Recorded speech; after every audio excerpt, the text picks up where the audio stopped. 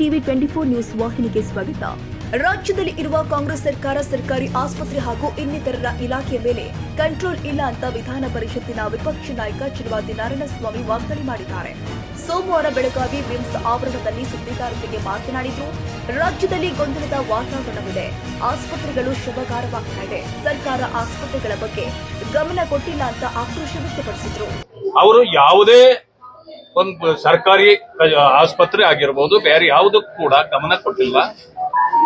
ಅವರು ಅಧಿಕಾರದಾಹದಲ್ಲಿ ಇವತ್ತು ಏನೆಲ್ಲ ಭ್ರಷ್ಟಾಚಾರ ಮಾಡಬಹುದು ಇಂಥದ್ರಲ್ಲೇ ತೊಡಗಿರೋದ್ರಿಂದ ಯಾವುದೇ ಕಂಟ್ರೋಲ್ ಆಸ್ಪತ್ರೆಗಳ ಮೇಲೆ ಎಲ್ಲೂ ಇಲ್ಲ.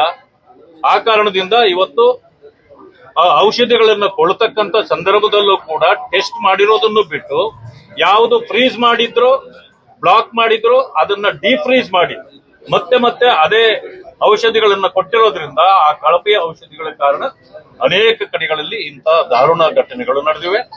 ಆ ಕಾರಣದಿಂದಾಗಿ ಮಾನ್ಯ ಅಧ್ಯಕ್ಷರು ಡಾಕ್ಟರ್ ಅಶ್ವಥ್ ನಾರಾಯಣರವರು ಮತ್ತೆ ನಮ್ಮ ಸಹೋದರಿ ಜೊಲ್ಲೆ ಮೇಡಮ್ ಅವರು, ಹೇಮಲತಾ ನಾಯ್ಕ ಅವರು, ನಾವೆಲ್ಲರೂ ಕೂಡ ಇವತ್ತು ಇಲ್ಲಿಗೆ ಭೇಟಿ ಕೊಟ್ಟಿದ್ದೇವೆ.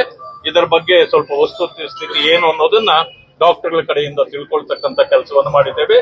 ಇಡೀ ರಾಜ್ಯದಲ್ಲಿರ್ತಕ್ಕಂಥ ಈ ಸಮಸ್ಯೆಯನ್ನ ಸದನದಲ್ಲಿ ನಾವು ಎತ್ತಿ ಮಾತಾಡ್ತಕ್ಕಂಥವರಿದ್ದೇವೆ. ನಮಸ್ಕಾರ. ಕನ್ನಡಿಗರ ಮೆಚ್ಚಿನ ನಿಮ್ಮ ಟಿವಿ 24 ಕನ್ನಡ ನ್ಯೂಸ್ ವಾಹಿನಿ ಇದೀಗ ಟಿವಿಯಲ್ಲಿ ಲಭ್ಯ.